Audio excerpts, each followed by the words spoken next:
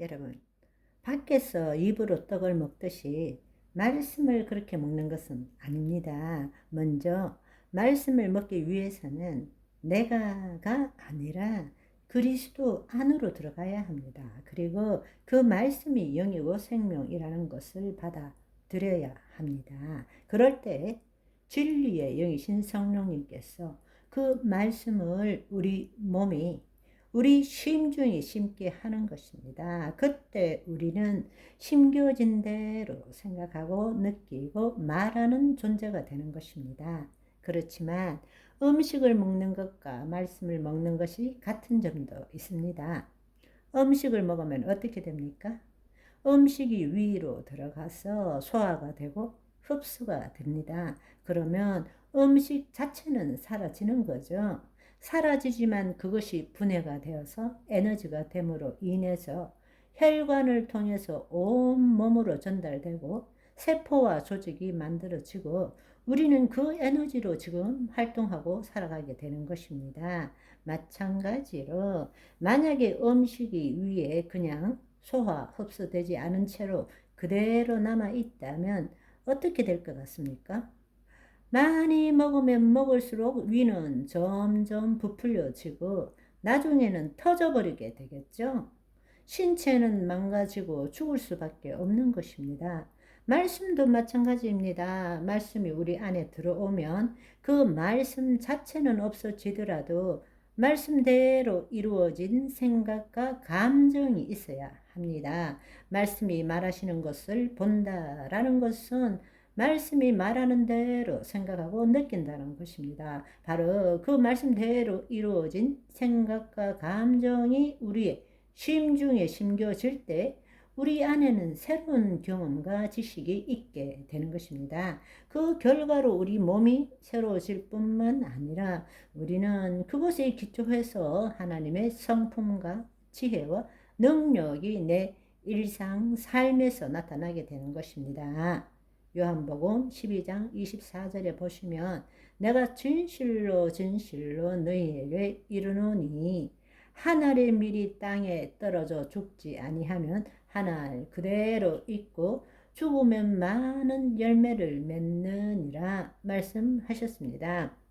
이 말씀은 예수님께서 죽으심으로 인하여 모든 인류가 구원을 얻게 된다는 뜻으로 하신 말씀이지만 예수님이 말씀, 즉 씨라는 것을 생각하게 되면 씨의 종피가 터져서 씨가 없어지지 않으면 나무가 자랄 수도 없고 열매를 많이 맺을 수도 없다라는 뜻입니다. 말씀이 씨입니다. 그 씨가 사라지지 않으면 그 씨가 종피가 터져서 그 종피가 터질 때 거기에서 슈트 심초가 안 나고 뿌리가 나오고 결국 나무가 되고 많은 열매를 맺게 되는 것입니다. 아멘. 우리가 지금 말씀을 어떻게 먹고 있습니까? 밖에서 안으로 먹고 있는지 아니면 영으로 먹고 몸 밖으로 나타내고 있는지. 그런데 우리는 지금 대부분이 말씀을 암송함으로 그 자체만을 보관하고 있지 않습니까? 말씀에 따른 생각과 감정이 우리의 심중에 심겨짐으로써 말씀이 이루어지는 하나님의 영광의 통로로 우리가 쓰임받아야 되는데 그렇지 못하고 있는 거예요. 결과적으로 말씀은 있는 그 자체로 머리에 심는 것이 아니라 말씀대로 이루어진 것이 우리의 심중에 심겨져야 합니다. 여러분, 우리는 그런 예를 너무 많이 보고 있죠. 신학 공부를 해서 말씀에 대해서 박학다식 하지만 실제 삶에서 그 말씀대로의 성품이나 능력이 나타나지 않는 사람들이 비일비재하잖아요. 그렇지만 어떤 사람은 배운 것도 별로 없고 또 지식도 변변치 않음에도 불구하고 하나님의 말씀을 다 암기도 못하고 알지 못하지만 그 삶에서 보면 말씀대로 말하고 말씀대로 행동하는 사람들도 볼 수 있지 않습니까? 하나님께서 말씀을 주신 이유가 무엇이고 정말로 기뻐하는 사람은 누구일까요?